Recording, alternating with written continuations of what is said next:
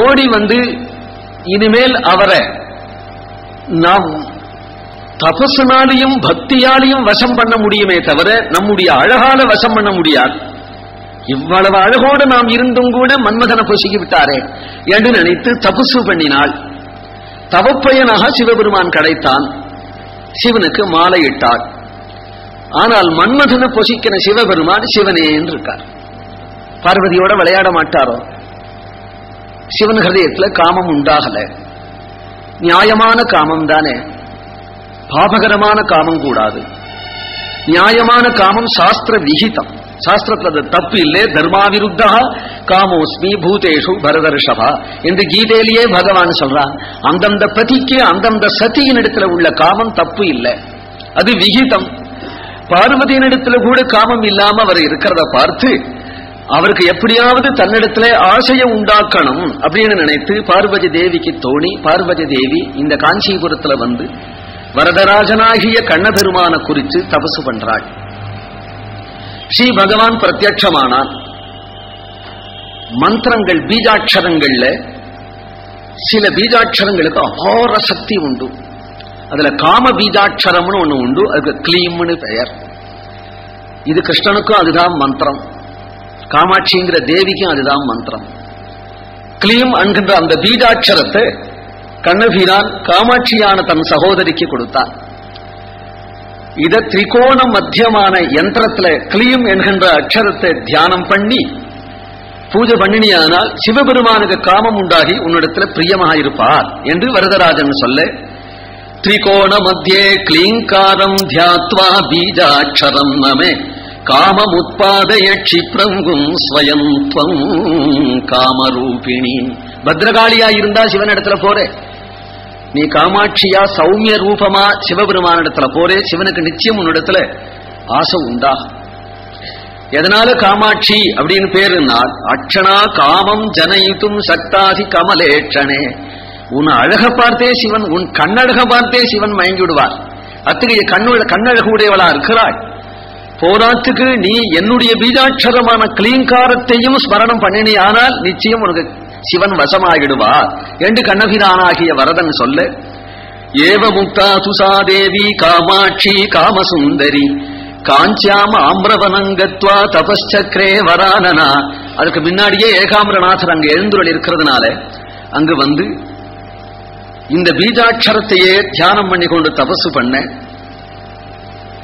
ஏவ முக்த கிருபா சிந்து கிருஷ்ணகாகா கமலலோச்சனா ஆவிதாசி ததா தத்ர கம்பாச்சாந்தர்ததே நதி. அவன் மணல் நாளையே ஒரு சிவலிங்கத்தை செய்து சிவபூஜை பண்ணி கொண்டு தியானம் பண்ணி கொண்டிருக்கும் பொழுது யாருக்கும் கம்பனம் உண்டாகும்படி பயங்கரமாக ஓடி வரக்கூடிய அந்த வேகவதிங்கிற கம்பா நதி பிரவாகமாக வர, பிடிச்சு வச்ச சிவலிங்கம் கரஞ்சுடும் போல இருக்க, உடனே பகவான் ஸ்ரீ கிருஷ்ணனை காமாட்சி நினைச்சதுமே பகவான் வரதன் அங்கு தோன்றி அந்த கம்பா நதியை வறண்டு போகும்படியாக பண்ணிவிட்டார்.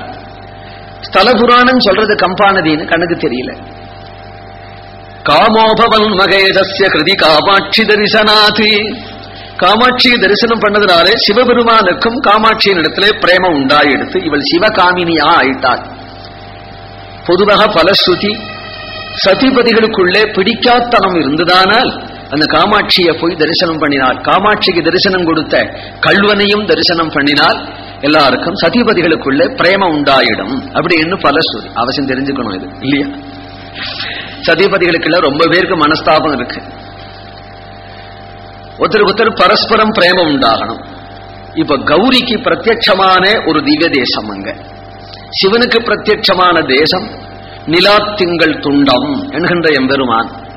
கௌரிக்கு பிரத்யட்சமான தேசம் திருக்கார்வானம் கல்வனூர் என்கின்ற திவ்ய தேசமா இருக்கக்கூடிய எம்பெருமான்.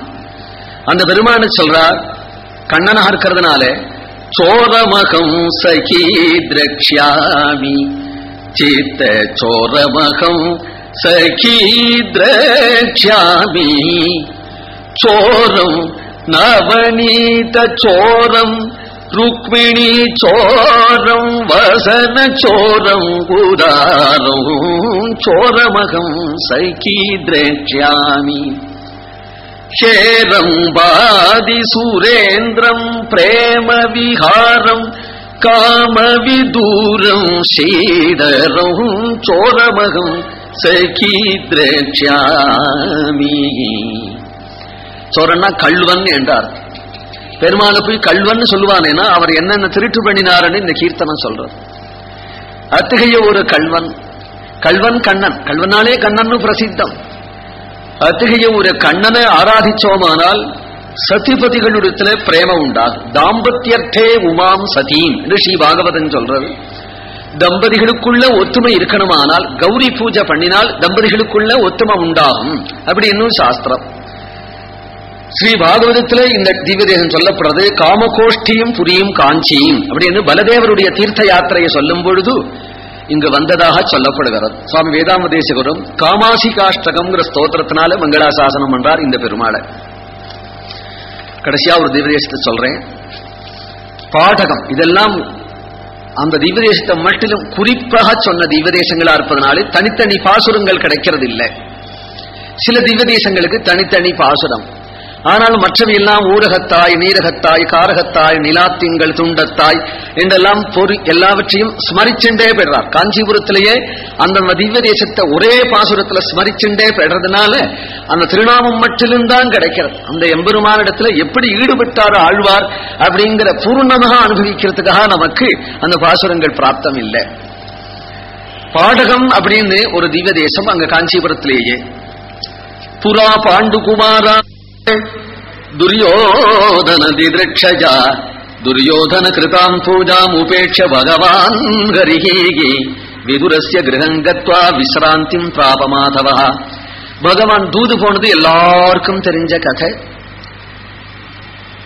பாண்டவர்களிடத்தில் உள்ள ஒரு அபிமானத்தினாலே துரியோதனன் வீட்டுக்கு தூது வந்தான் பகவான். துரியோதனன் ஏராளமான ஏற்பாடுகள் செஞ்சு வச்சிருந்தான் உகப்புக்கு. உண்மையான பிரேமையினாலே இல்லை. விதுரர் மிரட்டினார் துரியோதனனை. முத்துப்பந்தல் போடுறதும் புஷ்பப்பாய் பிரிக்கிறதும் பெருமை இல்லடா பகவானுக்கு. நாளைக்கு அவன் முத்தான வார்த்தையை சொன்னா தாசன் காத்துருக்கே அப்படின்னு நீ சொல்லணும். இப்படி பூஜை பண்ணி ஏமாத்தி விடலான்னு நினைக்காதே, இது பூஜை ஆகாதுன்னு விதுரர் சொன்னார். பகவான் என்ன பண்ணினா அவன் பண்ணின பூஜைகளை ஏத்துக்கல. நேர திருதராஷ்டிரனுடைய அரண்மனைக்கு வந்தார். நியாயமாக அங்கு காத்திருக்கணும் துரியோதனன். அங்க துரோணர் இருந்தார், பீஷ்மர் இருந்தார், எல்லாரும் அங்கு இருந்தார்கள். குறிப்பிட்ட சில பேர்களை காணல. துரியோதனன் வரலே. துஷாசனன், சகுனி, கர்ணன், ஜெயத்ரதன் இவர்களெல்லாம் மட்டும் அங்க இல்லை. வெட்கத்தை விட்டு அவன் வீட்டுக்கு கூப்பிடாதபடியே பகவான் போனான் துரியோதனன் வீட்டுக்கு. உடனே அவர்கள்லாம் அங்க கூடி தனியா ஒரு ஆலோசனை பண்ணிட்டு இருக்கிறார்கள். குரூப்பா அப்படியே இருக்கிறார்கள். அவர் பட்டணி எழுந்து கொண்டார்கள். அடாடா வந்தாச்சா, இப்பதான் கிளம்பின்னு இருக்கோம். இது மாதிரி 1000 ஆளை பகவான் பார்த்திருக்கானா, உலகம் பூரா சுத்திரமாவும். ஆகினால பட்டணி எழுந்து கொண்டார். இல்ல ஒண்ணுதானே நான் பார்க்க வந்தேன். பீஷ்மர் இருக்கார், துரோணர் இருக்கிறார், திருதராஷ்டிர மகாராஜா இருக்கிறார், வேற ஒருத்தரையும் சபையில காணுமே. நீங்களாம் மட்டும் தனியா இங்க என்ன கூட்டம் போட்டிருக்கிறீர்கள்? உன்னதானே பார்க்க வந்தேன். எதுக்கு, என்ன விஷயம்? தெரியாது மாதிரி கேட்கறியா? வேற எதுக்கு நான் வரப்போறேன்? நேற்றுக்கு வந்தேன்னா முந்தானா வந்தேன். ராஜசூயாகத்துக்கு வந்தது 13 வருஷம் 12 வருஷம் ஆகுது நான் இந்த ஊருக்கு வந்து. இப்ப நான் எதுக்காக வந்திருக்கேன் தெரியாதா உனக்கு? எதுவானாலும் நீ அரசாங்க விருந்தினன், என்னுடைய சம்பந்தி, நீ போய் குளிச்சு விட்டு சாப்பிடு, அப்புறம் பேசிக்கலாம். பெருமாளுக்கு துரியோதன சம்பந்தின்னு ஒரு விருதா. வேற ஒன்னும் தெரியாது அவனுக்கு. திருப்பி திருப்பி சம்பந்தி சாப்பிட்டுட்டு போ, சம்பந்தி சாப்பிட்டுட்டு போ, சம்பந்தி சாப்பிட்டுட்டு போங்கிறான். ஏன்னா துரியோதனனுடைய பொண்ணு பகவான் தன் புள்ளிக்கு கல்யாணம் பண்ணிட்டு இருக்கான். துரியோதனனுக்கு ஒரு பொண்ணு, அதுவும் 1000 சண்டை போட்டு இந்த கல்யாணம் நடந்தது. 1000 சண்டை போட்டு சந்தோஷமா கொடுக்கல இந்த பய துரியோதனம். அந்த பொண்ணுக்கும் புள்ளிக்கும் பிடிச்சு போயிடுது. அந்த பொண்ணுக்கும் புள்ளிக்கும் பிடிச்சு போயிட்டதுனால 1000 சண்டை போட்டு பலதேவர் வந்து இந்த கல்யாணத்தை பண்ணி வச்சா. கிருஷ்ணன் ஏனோதானோன்னு இருந்துட்டான். ஏன்னா இவன் வீட்டுல போய் சம்பந்தின்னு போய் நிக்கணும், சந்தனம் எடுத்துக்கணும். பலராமருக்கு கொஞ்சம் தாட்சியம் உண்டு துரியோதனம் கிட்டக்க. அதனால நமக்கும் பெரிய அண்ணாவா இருக்கிறார், எல்லாம் அண்ணாவை கேட்டுக்கோன்னு சொல்லி விலகின்றுட்டான். கல்யாணம் ஏதோ ஆயிடுத்து. இப்ப சொல்றான், நீ சம்பந்தியாச்சே சாப்பிட்டுட்டு போ, சம்பந்தியாச்சே சாப்பிட்டுட்டு போ. பகவான் சொல்றான், மம பிராணாகி பாண்டவாக, என்னுடைய பஞ்ச பிராணன் பஞ்ச பாண்டவர்கள், அவர்களை யார் துவேஷிக்கிறாளோ அவர்கள் எல்லாரும் என்னுடைய துவேஷிகள். அவர்களுக்காக நீ என்ன கொடுக்க போற? அவர்களுக்கு